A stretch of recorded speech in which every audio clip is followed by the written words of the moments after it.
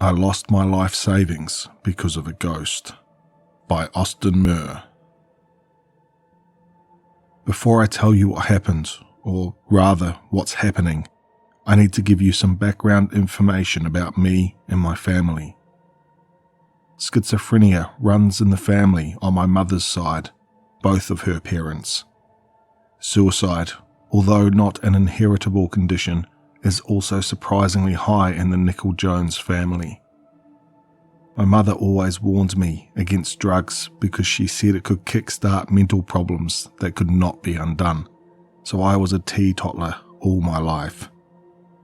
Even before I knew my family's history, I always felt unsafe when alone. When I was just a child, I always had the feeling that there was something standing right behind me. The skin on my back would vibrate and I would become aware of every sound around me. This feeling carried over from Duplo, then Lego, then video games, and finally it dissolved away somewhere around the age of 14. I had matured out of it, I thought. Despite the overwhelming feeling of eyes on me, I always attributed my discomfort to an overactive imagination.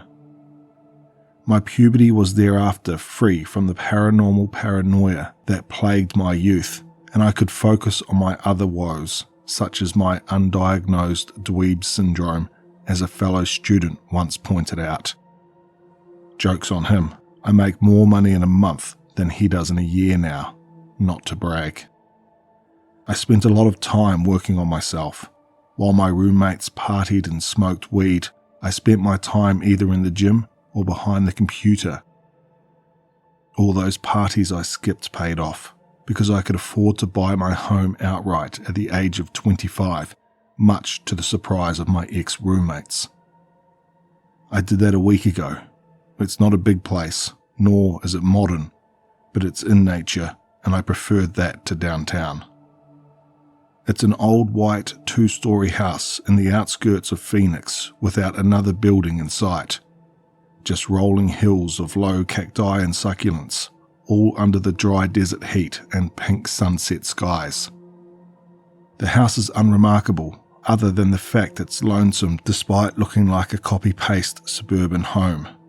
It even has a perfectly trimmed emerald green lawn that halts at a knee-high white fence on the edge of the property. The water bill was going to be high to keep all that grass healthy, but money isn't an issue. So anyway, the first thing I did when arriving was installing an internet antenna on the roof, which took all but an hour or so. Then I set up a home office in what appeared to be a kid's bedroom. The room was barren, like all the others, but this one had some of those glow-in-the-dark star adhesive stickers on the ceiling. Those could be scraped off later. Setting up my workstation was the most immediate task at hand. It never rained in Phoenix, so I just flung some Cat 8 cables from the antenna over the outside wall and in through the window of the kid's bedroom. There were 2 more bedrooms, one of which I would turn into my home gym. The other would be my master bedroom. The gym equipment was scheduled to arrive in a week, and until then I would happily go jogging. So after booting up my PC, I laced up my shoelaces and began my jog over the asphalt road that connected my beautiful home to the rest of the world. By now, the sun hung low in the sky, and I ran towards the beautiful pink heavens while jamming to some tunes and singing the lyrics as loud as I wanted. At that moment, without another soul in sight, I felt truly free. It was dusk by the time I returned. The lights in my house were off, other than the alternating colourful glow of my computer rig in the upper left window. After a quick shower, I wrapped a towel around my waist and jumped behind my PC. With the lights off, headphones on, and screens bright, I melted into work mode. I'm not going to tell you what I do exactly. All I can really tell you is that I'm a contractor who signed an NDA. It's a good gig if you can handle it. It does require expertise and the ability for deep concentration, but these are both things I had cultivated. I could probably write a thesis in the middle of a water balloon fight. Basically, what I'm trying to say is that you couldn't distract me if you tried. However, as I was working, I gradually became aware of an old feeling, one that I couldn't place at first. It felt as though, while I was working, a strange and ancient anxiety crept up from the floor, slowly from legs to my neck, a vibration that hummed the entire part of the back of my body until I finally had to give it my attention. Shivering, I cast my eyes back into the barren room, seeing only those glowing stars on the ceiling. I assumed, since the window was open and the desert heat had turned, that I was simply cold. I decided to go downstairs and unpack a fresh set of clothes from one of the boxes, but as I turned away from my screens, I felt that old feeling grow. Usually, looking back over my shoulder gave me a momentary relief, a relief that lasted little more than a few seconds, but something that at least told my logical mind that there was nothing to worry about. This time, however, the feeling grew with each step towards the door. I was on noodle legs by the time the lights turned on. I thought I had gone hypothermic or something, but no. That's impossible because I was sweating like a madman. Then I thought I might have rubbed against some kind of toxic plant while jogging, but I'm an avid hiker and I had never heard of anything that could cause this kind of reaction. There was no escaping my reality. There was no running from myself. I was afraid. Not just afraid. I was absolutely terror-stricken. That old feeling I had forgotten suddenly, like a raging current, came back into my world. I was unprepared. Telling myself that there was no such thing as ghosts did very little. I knew that my fear was irrational, yet that knowledge did little to alleviate this feeling. When I was a kid, I had protocols with myself to manage this, protocols my parents helped me develop. What did I do? I forced myself to think of the worst possible monsters I could, to override the fear of the unknown. I imagined myself as a confident, fierce, and unwavering warrior. You know, the kind of warrior who doesn't have to run up the stairs after turning the basement light off. So, I did what I did as an 8-year-old, except now I wasn't a nose-picking, helpless little brat. Now I was the handsome, 200-pound lean sex machine. I was also wearing nothing but a towel and indoor slippers.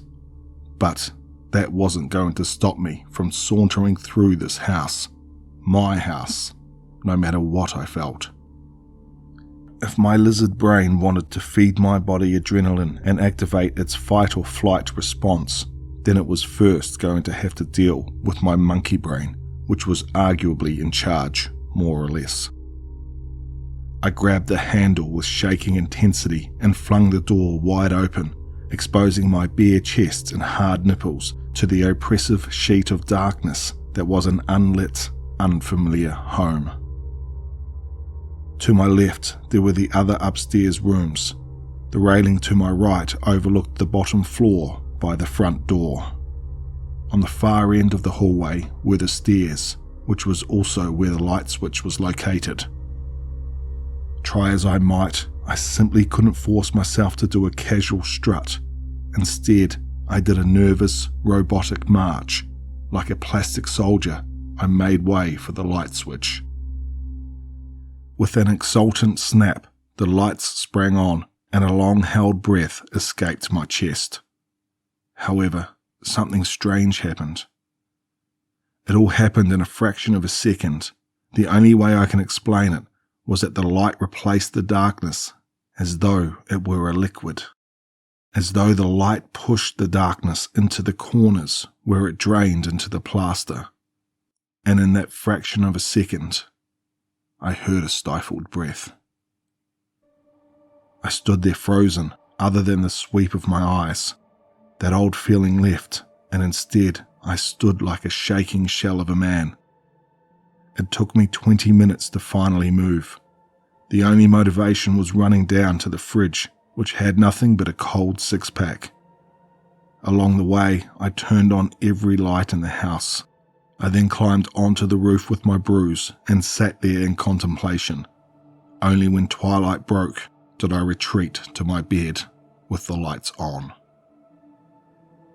24th of October, 2023. I'm a night owl. I usually sleep from early morning to afternoon, so this hadn't affected my rhythm, and in fact, the anxiety was almost forgotten by the time I awoke. Full of bursting excitement, I began unpacking my boxes and decorating my house.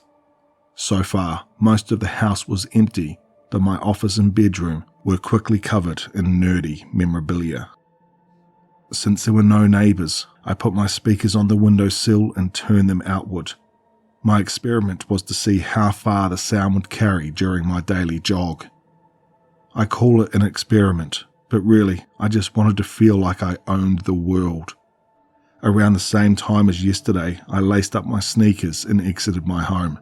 After a quick stretch, I used my phone to start the tunes. To hear my favourite beats travel over this desert was a treat, like there was a concert just for me. Hell yeah, I exclaimed while starting my jog. A genre called Dark Western was always my jam, otherwise affectionately named Emo Yeehaw by other fans. By the time I was on my way back, Heathens by Valley of Wolves was playing, and I sang unapologetically while nearing my home under the dusk sky. This time, all the lights were on full blast. The inside of my house was bright as day, which was fine. The energy bill meant nothing to me. Much like last night, I jumped behind my computer wearing nothing but a towel as I air dried. After a few hours of deep work, I had completed all my tasks and ordered some food. Nearly every restaurant said my property was outside of their service area. Ultimately, I found an Indian restaurant that agreed to bring it with a $35 compensation for delivery fees. Even I thought that was expensive, so I did something ingenious. I ordered 20 meals, averaging the delivery cost down to $1.75. I put on some clothes and ran downstairs to turn on the rice cooker. While in the kitchen, that strange feeling crept up on me again. Scanning my dining room, I noticed that the lights were turned off, despite the fact I could clearly remember turning them on. I remember because it was the only room in the house with a dimmer switch, and I imagined romantic dinners with future partners there. The anxiety was less intense, but more directed, if that makes sense. Whereas last night, I felt a general discomfort. Now, I felt my senses spike in the direction of the dark dining room. Wanting to avoid repeating the strange panic attack, I immediately marched towards the dark. I thought turning the lights on would alleviate my stress, but that was not true. From the corner of my eye, I saw something move behind the curtains. Although it was a mere glimpse, it was human in shape, like someone was trying to hide from me. "Hey," I shouted as a reaction, trying to sound brave, despite the fact that it scared the shit out of me. "Who's there?" The IKEA table hadn't been assembled yet, but the parts lay organised on the floor. That was supposed to be this evening's project. One of the table legs became my blunt instrument of self-defence as I slowly approached the hanging curtain. I assumed that a meth head had broken in, and I wasn't going to risk anything. So without warning, I swung the table leg with as much force as I could against the curtain.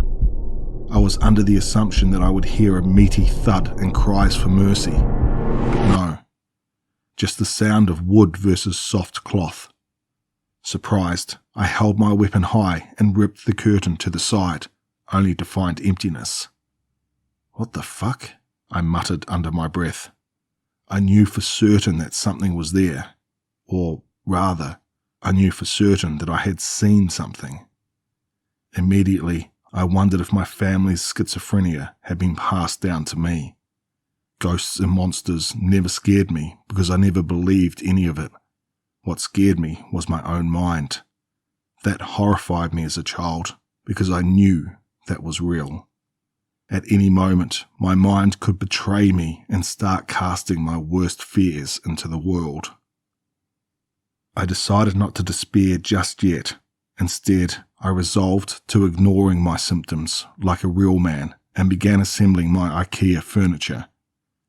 3 chairs and 1 table later, a soft click sound. Although it was barely on the fringes of audible, the sound was unmistakable. It was a light switch upstairs.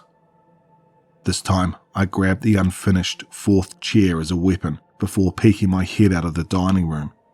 The lights were on, much to my relief, but I still felt compelled to investigate.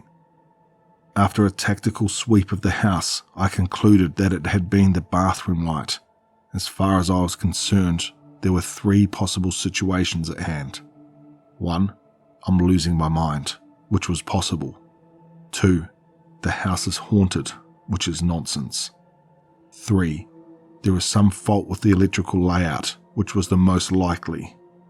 This time, I stood alert and ready as the light snapped on, but there was nothing out of the ordinary.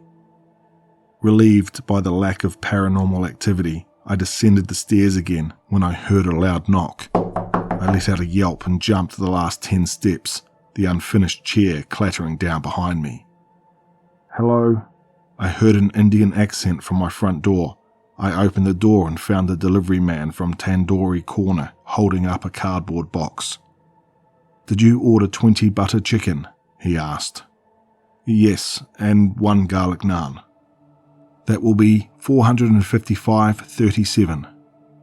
"Would you mind sticking around a little while?" I asked him suddenly. Before he could respond, I continued, "I have a new co-op game and no one to play it with.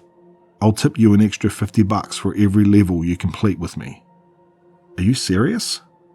"100%. He stared at me for a moment, perhaps wondering if I was a serial killer. After a long silence, I said, "I'll even give you some butter chicken." "Deal." The only PC game I knew to have a split screen was called Project Zomboid, and it was one of my all-time favourites. He definitely saw that my account was tallied at over 3,000 hours, indicating that I was anything but new. He quickly discovered it wasn't a game with levels, so we just decided on $100 an hour pay for him just to play with me. I think he thought I was just lonely, living out in the outskirts at the end of an empty road. I wasn't, but some company was appreciated. Despite the fact that we had a boatload of fun, that wasn't my goal. If anything strange were to happen and we both saw it, I would know that I wasn't losing my mind. It took all but a half an hour before that creeping anxiety began seeping in. I looked over to Rajesh to see if he was feeling uncomfortable, but no, he was deeply focused. My palms became clammy and I could feel my heart pounding. Try as I might, I simply couldn't hide my discomfort. "Are you okay?" Rajesh asked. "You're hyperventilating." I began to speak when suddenly all the lights in the house turned off. The screen went black and we were cast into an abyss. I heard a terrible, horrible shriek that split my eardrums. It was Rajesh. In turn, he startled me and I shrieked. I then heard the pitter-patter of his escape and followed closely behind him, both still screaming. When the door opened and the moonlight flooded in, it seemed a heavenly glow of salvation. Rajesh bolted for his electric bike and started pedaling like an Olympian. "Wait," I shouted. "What about your tip?" "Keep it." Outside, my anxiety was tame, but my scent still burned in the direction of that gaping, open doorway. At the very least, I knew I wasn't hallucinating, which wasn't much of a relief. What the hell was going on in my house? Immediately, I started calling Ronnie Talahas, the guy I bought the house from. We had met in a bar down in Atlanta where he was visiting his mum. Told me she was sick and he was planning to move, said his house in Phoenix was already empty and about to go up for sale. One thing led to another, and before I knew it, I had bought the house from him. I was wondering why the house was so cheap after seeing its perfect condition. Ronnie just had a really good sob story, and I thought I could take advantage of this opportunity. He must have known this place was haunted or something of the like. Maybe there's a gas leak causing irrational thought paired with faulty electrical infrastructure. Despite the fact that it was past midnight, I started calling him and leaving messages demanding an answer.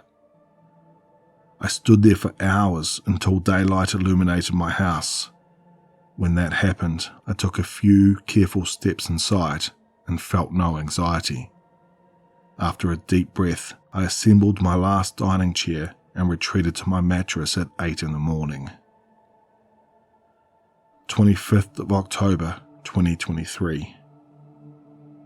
I awoke at 12:45, which was early, but my night had been plagued by restless dreams.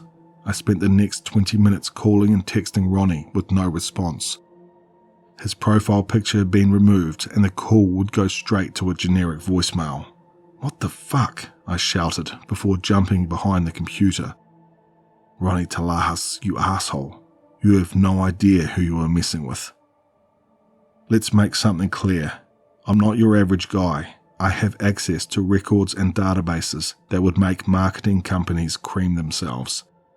Every conversation and document ever exchanged between me and Ronnie was pulled up, and after installing my 4th monitor, I began my investigation. He had sold the house directly to me because he was a real estate agent and was licensed to do all the technical stuff. All the documents seemed legit, but I couldn't find a single mention of him. The account that I had forwarded the money to was linked to a US enclave for a Nigerian company. The Nigerian company filed for bankruptcy in 2013, yet due to some bureaucratic oversight, the bank account was still in use. Obviously, this was all very, very strange, but I owned the deed to the house. I had all the official paperwork, unless all of that was fake. "Oh shit," I muttered as I made way for the garage. I wasn't sure where I was going, City Hall perhaps, but I knew I had to go and figure out what the hell was happening. I jumped into my Mustang and started her up. The garage door lifted and I pressed the pedal to the metal, expecting to hear my tires screech against the concrete. But no, there was only a pathetic flubber sound. A tire was flat. "Are you kidding me?" I slammed the door shut and grabbed my bike pump, grumbling at the fact that it was going to take an hour. However, I stood baffled when I noticed that all tires were flat, and upon closer inspection, it seemed they had been slashed by some large, crude machete. How was that possible? I couldn't even be angry, I was too dumbfounded. Defeated, I slumped into a chair in my dining room. Something was amiss. Maybe I was doing this to myself and didn't even remember. But would that even cross my mind if I was a schizophrenic? How self-aware are crazy people? Do they have bouts of sanity? If I were to call people, would they get worried and have me sent to an asylum? I'm obviously losing my mind. It was 7:30 at that point, lunchtime. So I grabbed some butter chicken and went back to my computer. Try as I might, I simply couldn't make sense of it all. Maybe I should call a psychiatrist. Maybe I should get some meds and then these strange occurrences would stop. Maybe my whole life was an illusion. The degree of self-awareness in psychosis is not binary. Rather, it falls on a spectrum. Some individuals may retain a significant level of awareness and acknowledge their condition. In contrast, others may have diminished self-awareness, experiencing difficulty in recognizing their symptoms as part of an illness, said an article. As I was researching, I felt the anxiety return. This time was going to be different. I was going to sit there no matter what. I'm a grown-ass man, goddammit. I'm not supposed to be afraid of the dark. With speakers turned all the way up, my brightness to the max, and a gas-powered pellet pistol on my desk, I felt ready for anything.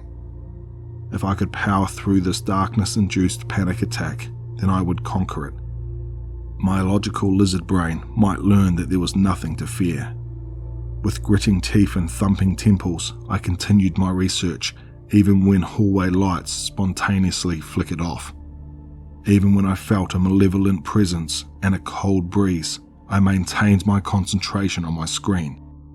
I refused to give in to my childish fears of the dark. I refused to peek over my shoulder and into the corners of my room illuminated by my 4 monitors. I refused, but failed when something brushed up against my leg. Immediately, I let out a yelp and lunged across the room, but not before swiping the pellet gun. Like some kind of D-rated action movie star, I did a clumsy, slow shoulder roll and slammed with my back against the wall. The underside of my desk was hidden in shadow, other than the orange power switch. Something moved under my desk and eclipsed that orange glow before I heard a click, and then the halt of my computer fans. The monitors shut off and I was plunged into a dark and silent abyss. I jumped to my feet and began blind firing towards the underside of my desk. Somewhere in my mind, I wondered how ridiculous I must have looked. Truly, my sanity was gone, and yet another part of me, a part that screamed louder and demanded my body's obedience, told me there was nothing silly about this. This was a life or death, and without light, it would be death. A sudden pain erupted from my left shin, as though a dull replica sword had been thrust against it.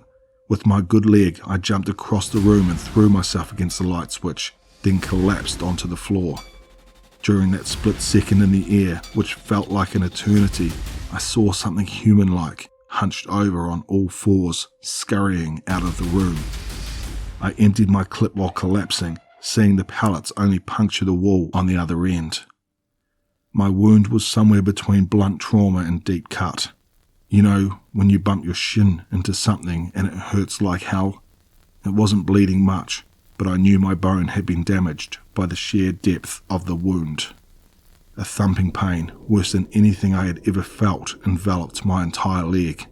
I immediately dialed 911 while trying to steady my breath, but the call didn't go through. I tried again and a 4th time before seeing that I had no service. Luckily, I wasn't bleeding profusely, and I could probably halt the leakage with a tight knot. While still on the ground, I fumbled in my closet for a spare shirt to wrap around my leg, then a belt to secure it. Moaning and groaning, I slowly climbed to my feet. Hallucination or not, I was badly injured and had to make way for a hospital. The hallway was pitch black and my senses went absolutely haywire while staring into it, so I shut the door and locked it, then limped over to the window. While peeking outside to check the distance to the ground, I noticed something strange. The Arizona landscape around my house has been replaced by a flat expanse of grass. In my delirium, I thought that perhaps closing and opening my window again would reset the scenery. But no.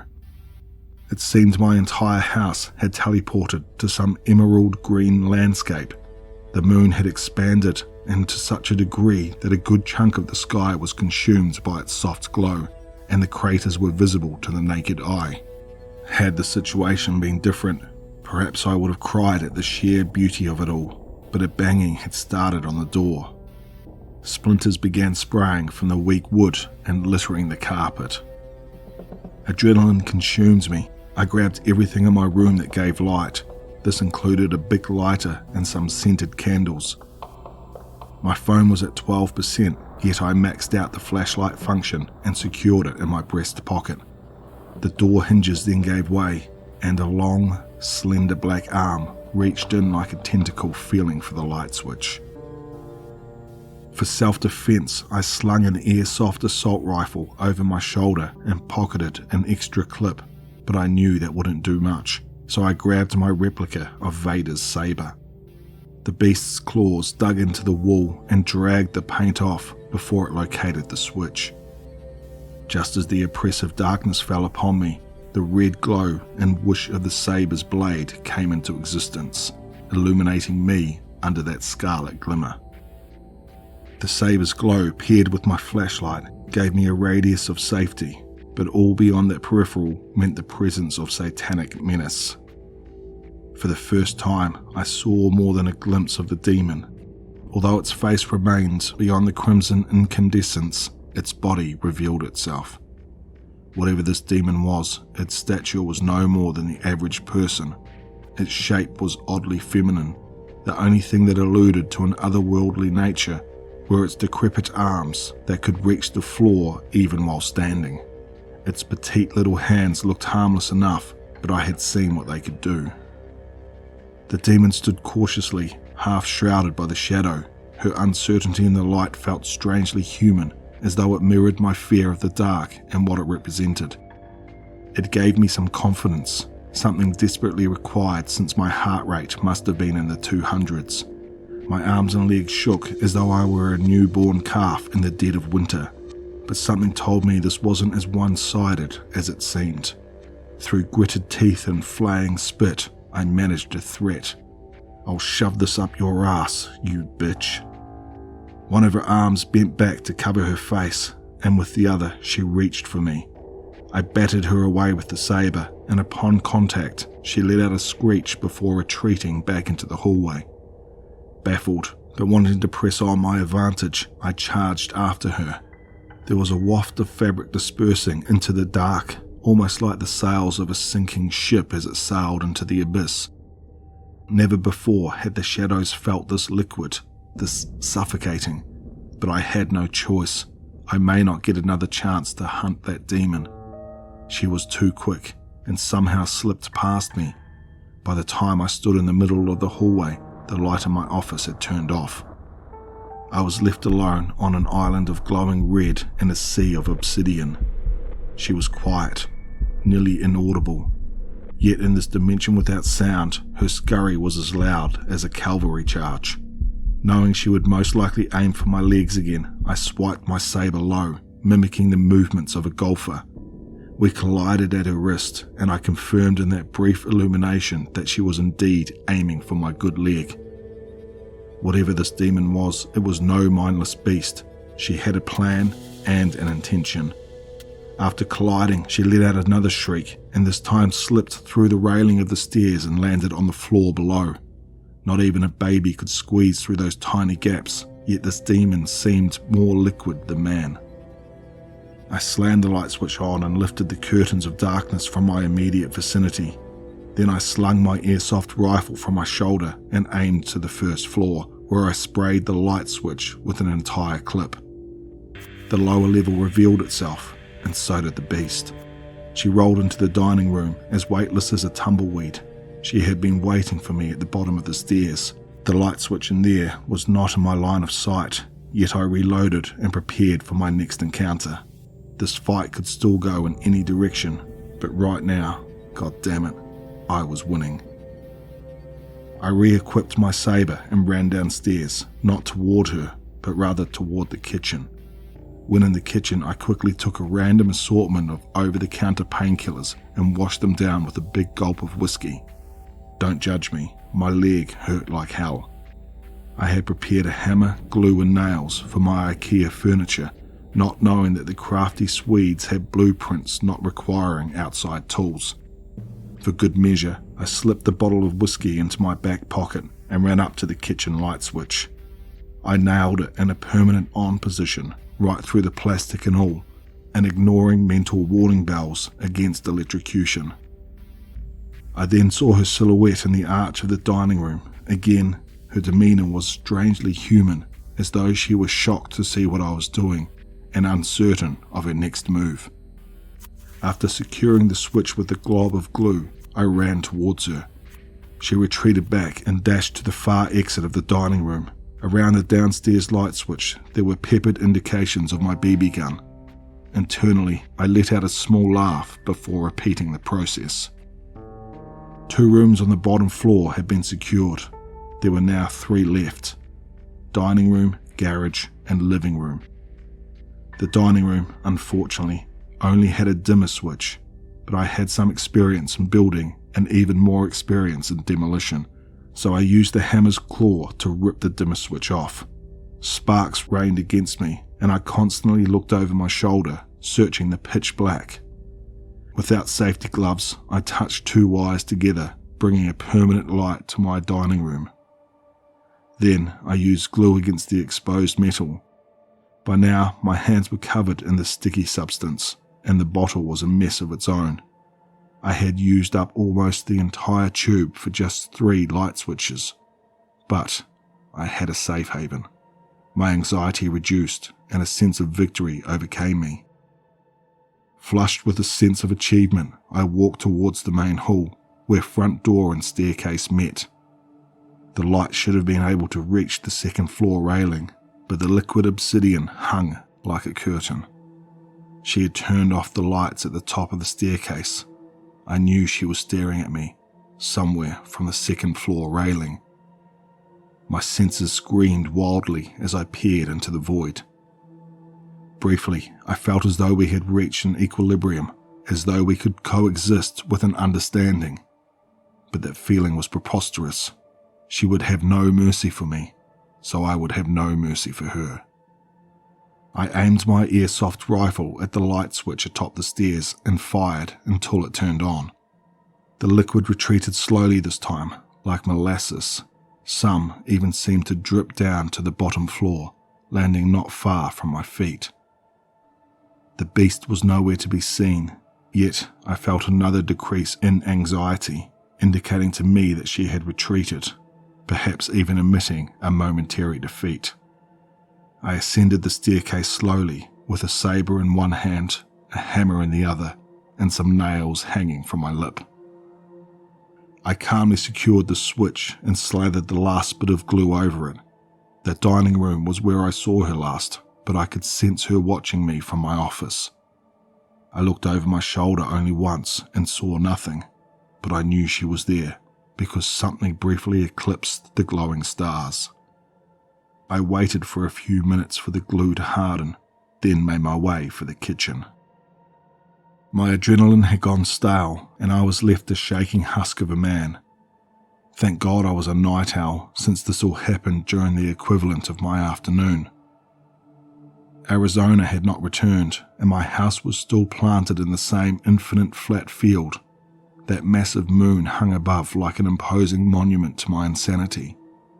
There was no movement outside, no sound, nothing at all. Not even wind to caress the grass. I heard in another part of the house that demon scurry. It sounded like rats in the walls, of the like a cat's claws on a hardwood floor. She was doing something upstairs, and I stood petrified in anticipation. It was too quiet to locate the source, but slowly the volume grew until it became loud enough to deduce that it was atop the staircase. I grabbed my lightsaber and limped across the kitchen, my leg now impossible to ignore. At the top of the staircase, I saw her petite little fingers reaching from around the corner and fondling the light switch. "Don't do it," I shouted. In response, she jerked her hand away in shock and scurried off. It seemed my fix was good enough that it would keep her at bay, and with that, I decided to prep for the unfortunate possibility that I would be stuck here for a while. If I were to die here in this strange plane of existence, then let it be due to starvation. I began breaking apart my furniture in the dining room for firewood, amassing a large pile that I accumulated into various pots and pans. I then positioned these emergency bonfires in central areas. While working, the demon began weeping somewhere in my home, echoing the soft sobs of a scared little girl. This led me to wonder if she needed nutrients, water, and perhaps even sleep. After prepping my emergency bonfires, I forced down another small bowl of buttered chicken, despite the fact that I had a raging stomach cramp. It was literally the only food I had at the moment, and if I were to survive, I would need to remain well fed. I tried to sleep on the counter while using an unopened package of napkins as a pillow. I knew I probably wouldn't be able to sleep, but had to rest a little. The fear and pulsating agony of my leg kept me conscious. It didn't help that a demon was weeping softly from some unknown location in the house, but there wasn't much I could do in that moment, and I found myself dizzy from exhaustion so I allowed myself some rest. 26th of October 2023. I must have passed out at some moment, because the next thing I knew, I was waking up in a horrible panic. Sweat coated me and adrenaline coursed through me from the moment I opened my eyes. Had my leg not been injured, I would have been standing in less than a second, but instead I found myself with my back against the kitchen cabinets, eyes darting wildly through the room. It could have been seconds or hours. There was no way of knowing since I hadn't put batteries in the clock yet. The only indication that time had passed was that the bitch had stopped crying and my phone was at 1%. My charger was by the computer. Somehow, the fact that I had a mission made me feel a little better. What was I otherwise to do? Sit and wait until my butter chicken supply is depleted? Or until the power stops working? Where was the power even coming from? Somehow, in a strange way, my house was still connected to Arizona. The plumbing also seemed to work just fine, so this gave me 3 tasks for the day. 1. Get my charger. 2. Ensure light on the upper levels of my house. 3. Investigate outside. Sliding off the kitchen counter revealed an immense pain where the beast had bludgeoned me. I had no first aid knowledge, so I simply let my leg fester as it did. Whatever home remedies I could imagine would probably make the situation worse.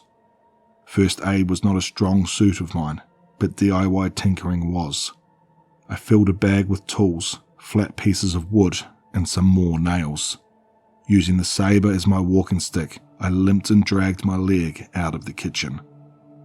Immediately, when passing the bottom of the stairs, my senses spiked in the direction of the upstairs walkway. Although it was well lit, my instincts set off warning bells. My eyes swept slowly and examined every minute detail when I noticed the bathroom door was slightly open. A shudder ran down my spine and my heart began pumping as the door slowly creaked shut. That thing was watching me. Anxiety seemed to work as a sort of radar, and my fear could be directed at spots where the beast lay in waiting. Perhaps she was hiding from fear, or perhaps she lay in ambush. Slowly, I began ascending the stairs, during which I called out, "I'm coming up. Don't do anything stupid," as I whooshed my saber on. By the time I had reached the top, I was shaking like a shrub in a storm. I divided my attention between standing guard and inspecting the light switch I had secured the night prior. It seemed she had attempted to claw at it without proper understanding. Like an animal that knew a container contained food but wasn't certain how to open it. I had a cat growing up named Skipper who would knock sacks of wet food on the ground and puncture them with his teeth, but never extracted more than juices. This scene reminded me of that. Like the shadow beast had all the strength to remove the nails and scratch off the glue, but instead resorted to frustrating slashes. 5 rooms on this floor. To my left was the future location of my home gym, then my bedroom, then the bathroom, then a closet, and finally, on the far right, my office.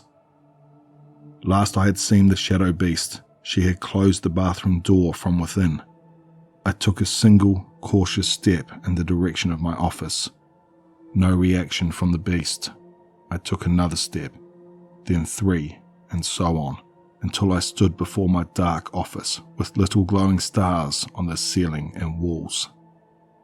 The door had been absolutely demolished, and only a fragment remained on the hinges. I could hardly believe that that slender figure had managed such devastating damage. Looking down at my leg, I suddenly realized how close I was to dying in that moment, and even now. The light switch was around the corner, which would require 2 steps in, then a turn into the dark. I stood there silently, ears burning with anticipation, and eyes wider than the sky in a flat field. I heard nothing and saw nothing, but I felt a deep dread at the thought of entering even 2 steps into the unknown. Much like the first night of my arrival to this house, I stood petrified by my office. I would have loved to say that I was in contemplation of my next move, but that would be a lie.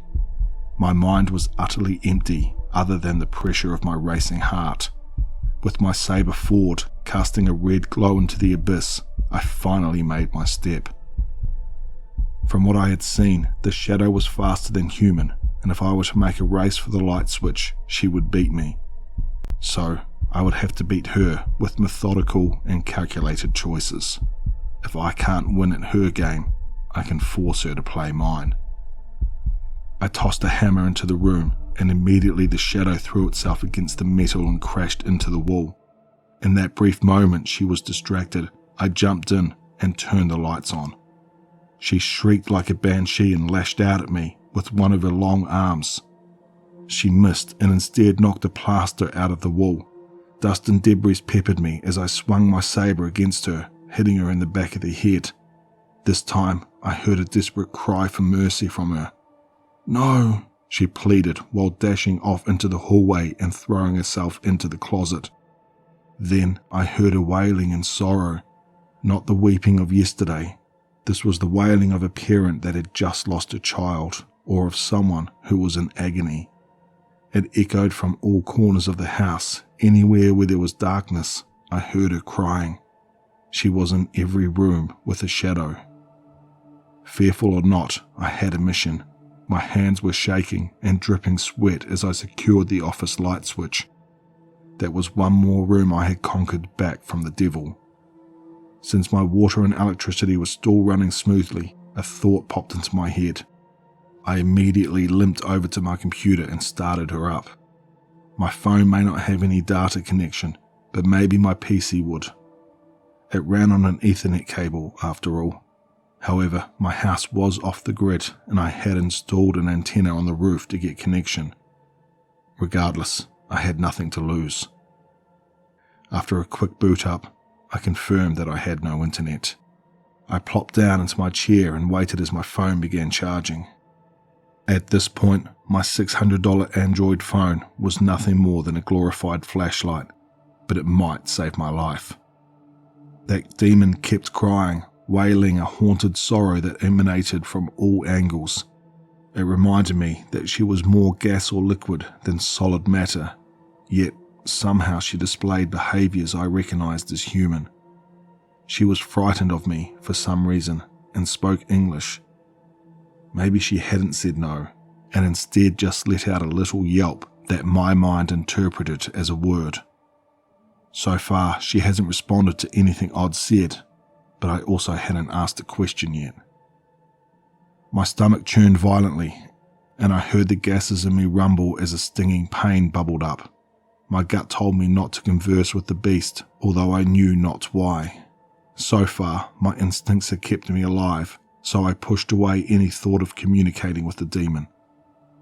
Suddenly, I felt a small bout of relief as I solidified within myself that she was an enemy. I didn't know what she was or what she wanted.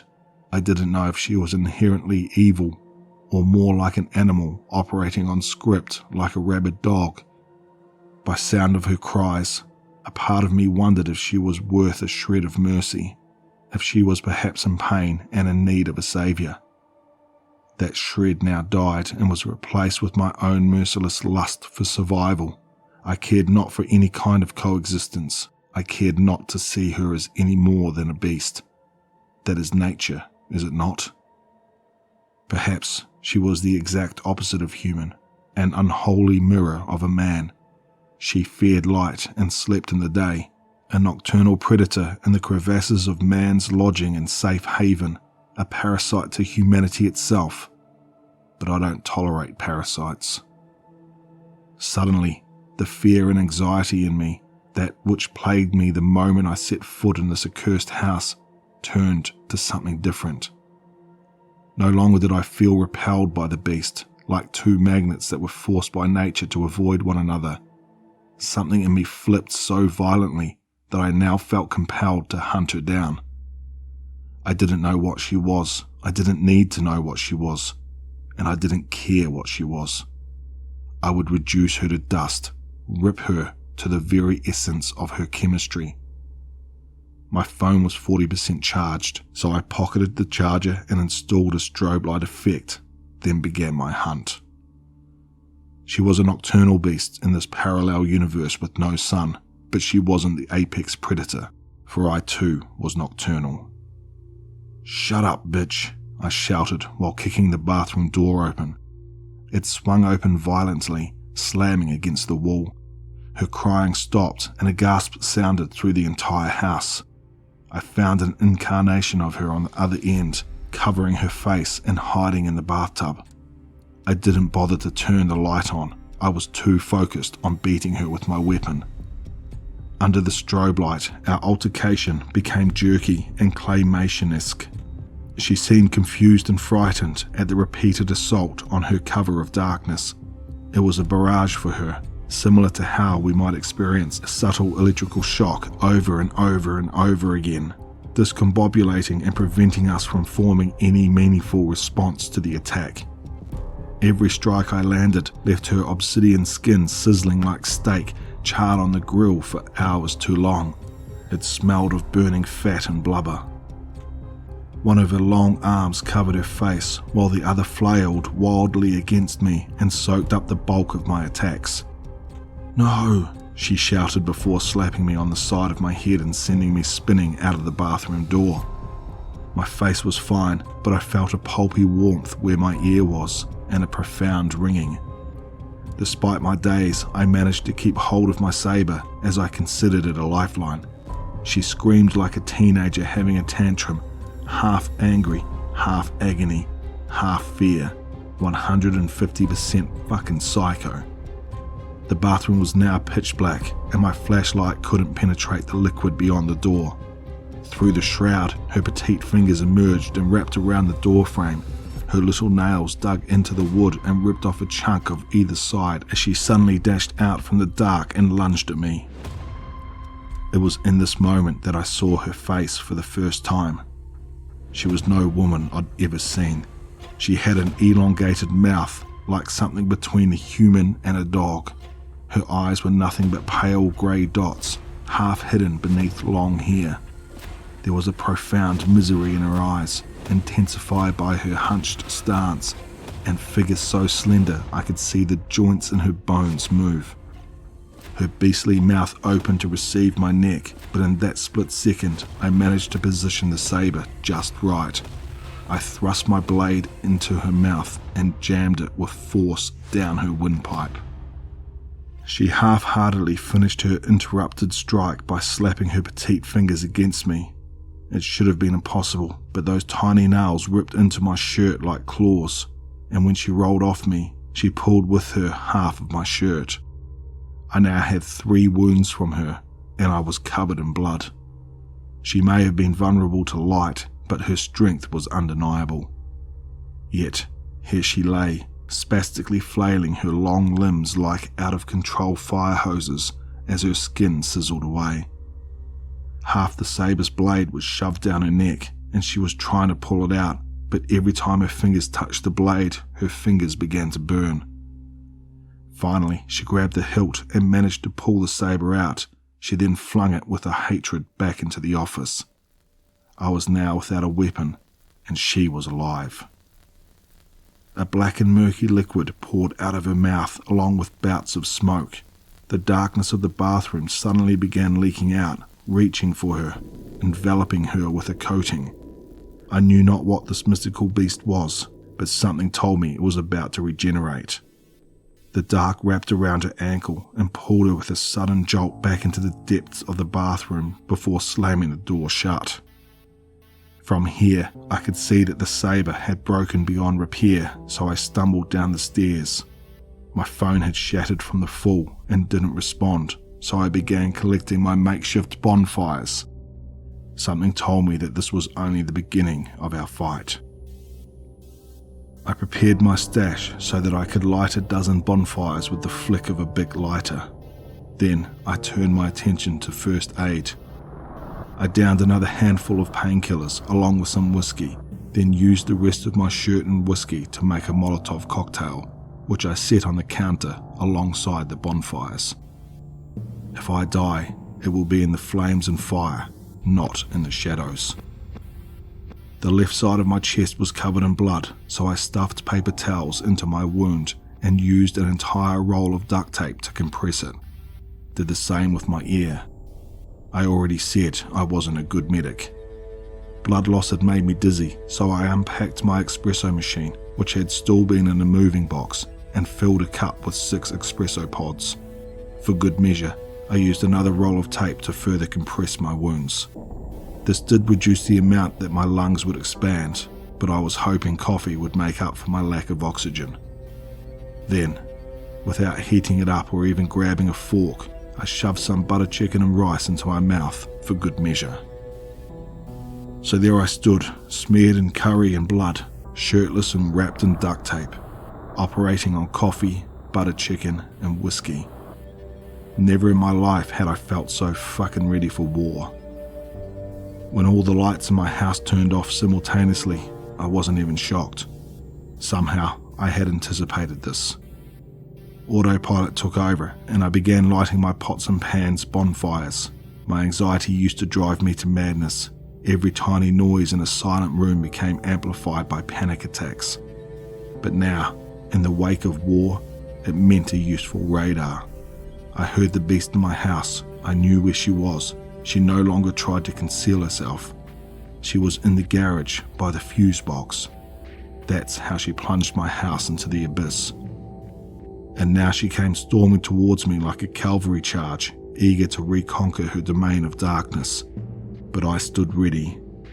When she revealed herself by the kitchen door frame, she halted, and I swear I saw fear in those pale grey specks of eyes. I stood with a flaming pan in each outstretched hand, glowing orange and defiant of her domain. She was a threat to me as much as I was a threat to her. "I'm gonna burn this house down with you inside of it," I stated bluntly. "No! Don't you ever say anything else," I shouted back. The only response she gave was dropping down on all fours and charging towards me like a rabid animal. I held both pans in front of me like shields of light, shields she easily sidestepped. She was much faster than me, and I was again struck in the side of my head, the same as the previous one. I wasn't certain how much more damage I could take. Flames rained all around us as fabric and splinters exploded through the air. One of the pots I simply turned upside down held against the top of her head, blinding her as I slipped away before she could strike me again. I then grabbed another pot and dumped it on her back before making an escape to the dining room where I lit the Molotov cocktail. I saw her in the kitchen, screaming and fighting the flames. Instead of chucking the Molotov at her, I threw it at the base of the curtains. The fabric immediately caught flame and filled the entire dining room with an eruption of orange. The beast then charged towards me from the kitchen, wailing and moaning a putrid anger. I darted out the far dining room exit and looped around back to the kitchen. She was more animal than human after all, and I felt confident that I could outsmart her. The flames were not doing as well as I had hoped they would. I grabbed a glass bottle of expensive olive oil and threw it as hard as I could on the floor. In an instant, a cloud of oil erupted and engulfed me in flame. I thought for sure I had just committed accidental suicide, but the cloud left existence as soon as it came. It did little other than just make the floor slippery and sharp with glass. It was worth a try, but produced nothing of value. The beast came charging after me.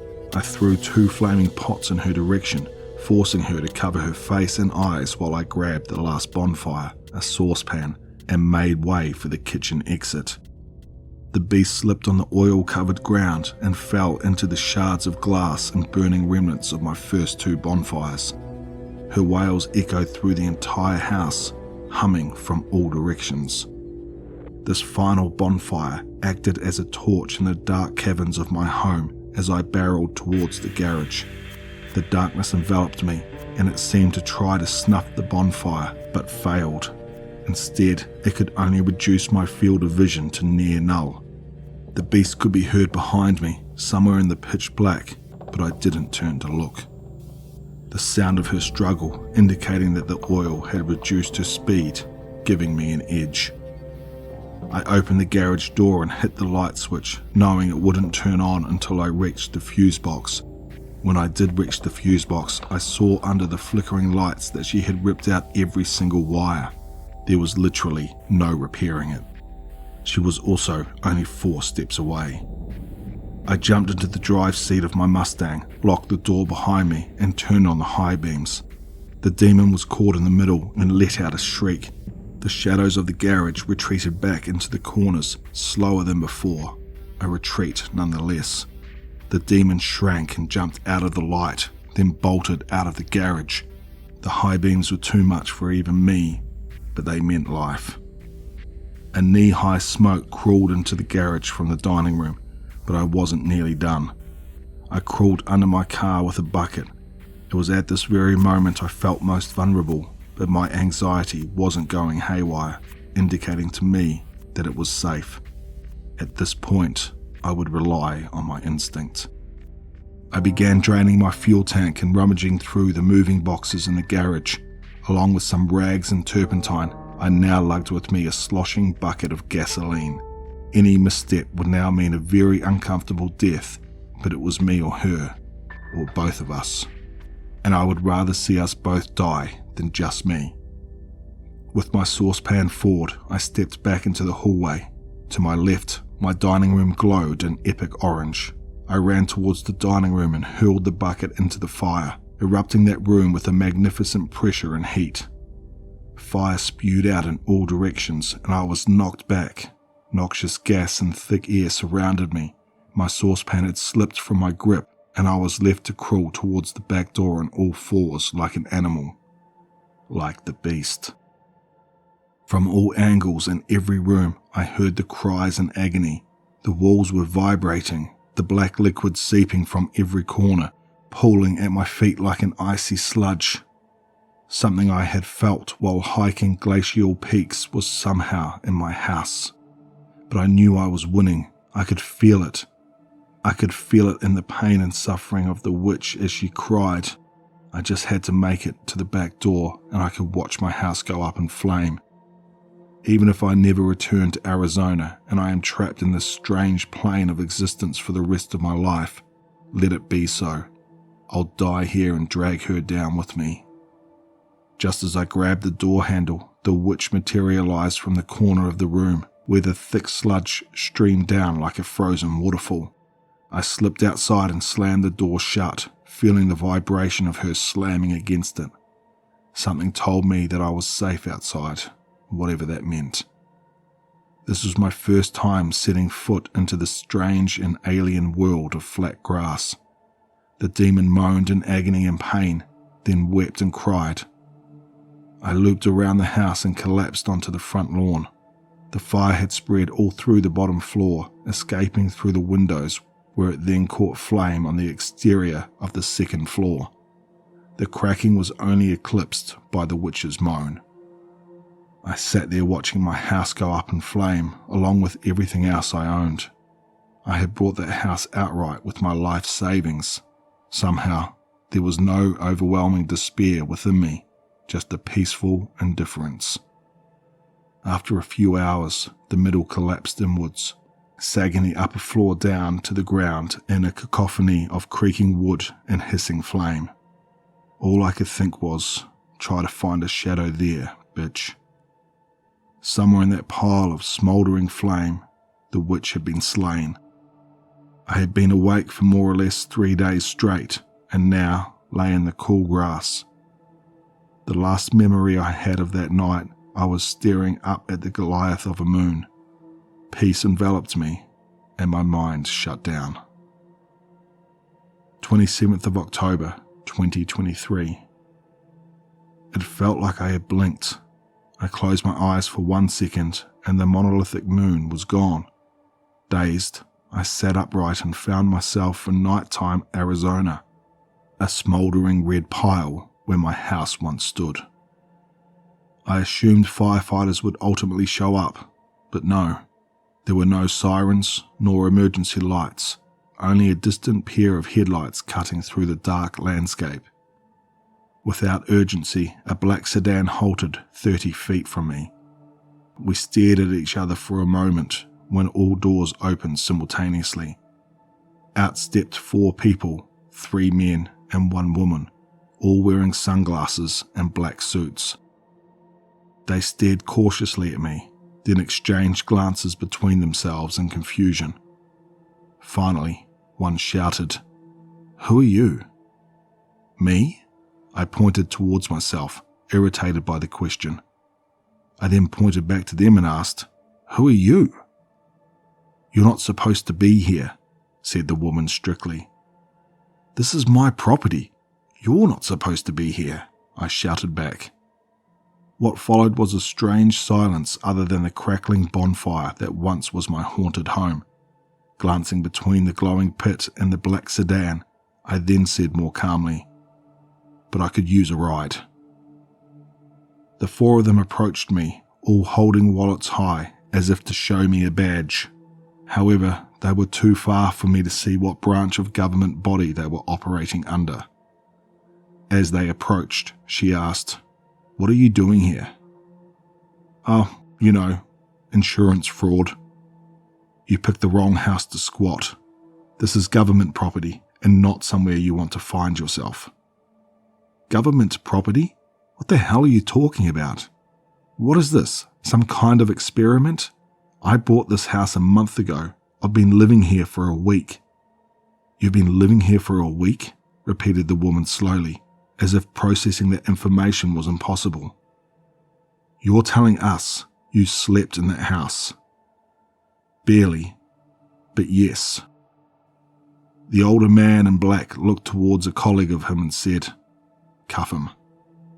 2 of the 4 agents produced pistols and descended upon me. I was then placed in the middle seat of the back of the sedan between the 2 agents, who still had their guns pushed into my stomach. I didn't complain. As far as I was concerned, I was happy to leave that place. They brought me to an office building and put me in a cold interrogation room. I thought I was going to have to wait for hours, but someone entered only a minute or so after me. He was a skinny man with sunglasses and a white button-down. "Mr. Murre." He read my name off a clipboard. He began pacing slowly. "Mr. Austin Murre, private contractor, contracted pen tester and cybersecurity engineer for the CIA." He then looked at me and said with a hard H, "I hate the CIA. We always have to clean up after those arrogant, bumbling buffoons. And again today, Mr. Murre." He threw his clipboard on the table, its wooden back clanking against the metal. It was a thick file on me with notable information: my place of birth, ethnicity, work history, first girlfriend, my internet provider and IP address. There was even a note that read, "Deducted $870 off business expenses under label work shoes." "I can explain that," I said while pointing towards the file. "We're not the IRS, Mr. Murre. We don't care about your taxes." "What the hell were you doing there?" "It's my fucking house, man. I paid $260,000 for it." "You couldn't have bought that house because it was never for sale." "I can prove it. I have all the correspondence on my email. You can see my bank statements and everything. You know how hard it is to withdraw $260,000 from your bank?" I could see my own face in his shades as he blankly stared at me. He then pulled a laptop from a satchel and told me to log in. When I had logged into my email, he snatched the laptop back and began scrolling. I told him, "I can't let you do that. There are state secrets in there." I signed an NDA. "We supersede the CIA," he said, before handing the laptop to a co-worker just outside the door. He then came back to the table, where he leaned with his hands on the chair's backrest. His face was shrouded by the shadow, something that made me shiver. "Can we turn on the light, please?" I asked him. He ignored my question and instead asked his own. "Do you know who Victor Lustig is?" He was a con man, famous for selling the Eiffel Tower on 2 separate occasions. I always wondered how anyone could fall for something like that. Only a fool would fall for that. I stared at him blankly, or rather the dark enigma where his face should be. Only the glint of his golden aviators gave me an indication where his eyes were. When I realized why he had shared that anecdote with me, my anxiety was briefly replaced with a profound embarrassment and disappointment. I rested my forehead on the table and groaned. The mysterious agent regarded my misery with disinterest. After coming to terms with the fact that I had been scammed out of a life savings, that creeping feeling came back. "Can we please turn on the lights?" "Mr. Murre, I don't think you are a fool," he continued dismissively. "To have survived a week within the walls of the containment zone is a feat few can boast. I need to know how you did it." The hairs on the back of my neck stood up and a cold feeling washed over me. I could sense it when she was near. What the fuck is she anyway? "How did you sense it, Mr. Murre?" "A feeling similar to anxiety, like I would have a panic attack." My heart started pounding. My eyes searched the dark and sweat glazed my skin. She was in the room. "I feel it now. Turn on the fucking lights. Turn them on. She's in here. She's right behind you." Suddenly, from elsewhere, my request was answered. The agent hadn't moved, and yet the lights snapped on. He looked back just in time to see the shadows retreat like liquid into the corners. He then looked back at me, and then to the tinted window. After a long pause, he said, "Mr. Murre, you work for us now."